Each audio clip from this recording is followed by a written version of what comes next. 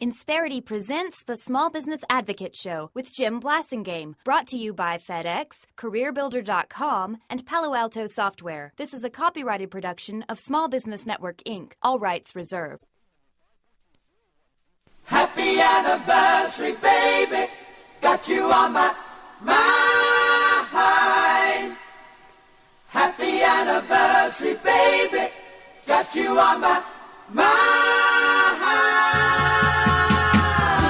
Welcome back, 23 after the hour. I'm Jim Blasingame, and we're celebrating 10 years of Stephen Gaffney as a member of our Brain Trust. Stephen Gaffney, happy anniversary, baby. Thanks. I'm glad to be a part of your show. It's an honor. 10 years. We appreciate all the great work you've given us over the years and all the great insights you've helped us with regard to honesty and trust and redemption. That's what we're talking about right now. And, folks, thank you for hanging out with me and Stephen. And my website is smallbusinessadvocate.com. Stephen, yours is justbehonest.com. Is that right? Absolutely. And if they email me and mention your show, I'm going to send them the keys to finding out whether somebody's lying to us. All right. Good deal. Folks, just take care of that. Now they can go to your website and click on the contact link there? Absolutely, at justbehonest.com. Justbehonest.com. What's the name of your most recent book? I don't have it in front of me. Honesty Sells. But we're about to come out with two mini books, too. But the most recent book that's already out is Honesty Sells. All right. So check that out, folks, wherever books are sold.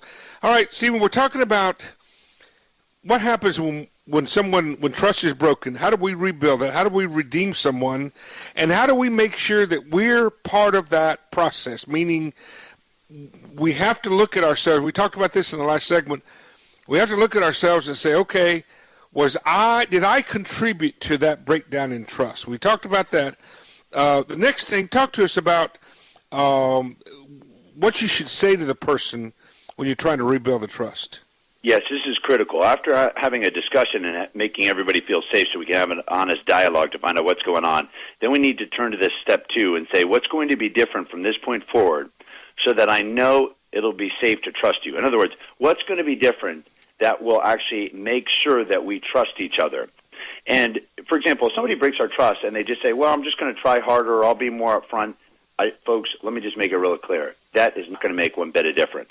What you want to look for is whether it's actionable, track. So, for example, the person says, well, I see out of this that you did get defensive, and then you look at that as an opportunity to say, I'm sorry, you're right. From this point forward, if you give me any feedback, I will not get defensive. If I do, you can call me out on it. That begins to create that safe environment. But the point here is we've got to ask ourselves, what's going to be different from this point forward? And we need to ask that other person that question as well. Mm-hmm. And they're liable to come back to you and say, if you ask them that question, they may come back to you and say, well, boss, the last time I gave you bad news, you yelled at me. Absolutely, and that's important feedback because it's so easy to blame the other person. But again, it's great news when and we realize that the problem stems from us because we can change ourselves. So when somebody says that, we may not like to hear that, but that's actually good news because we can do something about it. We can create that safe environment. Whatever it is, we got to. I'm sorry. Go ahead. I was just going to say, whatever we got to do, we have to answer the question: what's going to be different from this point forward? Otherwise, history will repeat itself. And when we look at a lot of relationships, people continue to break trust because nothing really ever changes because they don't have a good action plan moving forward. Right. All right. What's step number 3? Step number 3 is we've got to create a consequence. So in the future, if trust is broken, what are we going to do about this? On a comical side, I remember a friend of mine who's saying, he was going to move forward in his relationship with his girlfriend and, move in together, and whether people like that or not. But the point is, that's how he was deeming moving forward. So what we said to him is, okay, we've been talking a lot about this, but you haven't moved one iota. So are you willing to walk around in a department store and dress up like a woman and walk around in a department store if you do not carry through with what you just said? He said, of course not. And so what we realized is, and he realized, he was not serious about that commitment. And you know what? So when you create a consequence, just ask the person, are you willing to give me $1,000 if you don't carry through? Well, that's ridiculous. Yeah, so you know what? You probably don't mean what you say. And what we can do when we break someone's trust is say, listen, I'm going to honor my word, and if I mess up, I'll give you $200. And the point is to back up with a consequence so they get that we are serious and that the other person is serious as well. If they really broke your trust, if they're an employee and they really broke your trust, I mean, it really was determined that they were not trustworthy, and you give them another shot, then that's an easy next consequence, isn't it? Yeah, well, and what we might have to say, so just want to be clear, this is a mulligan. I'll give you, in other words, I'll give you another shot at this. But if this happens again, we will move forward. And or if you're not a golfer, it's also called strike two. Yeah.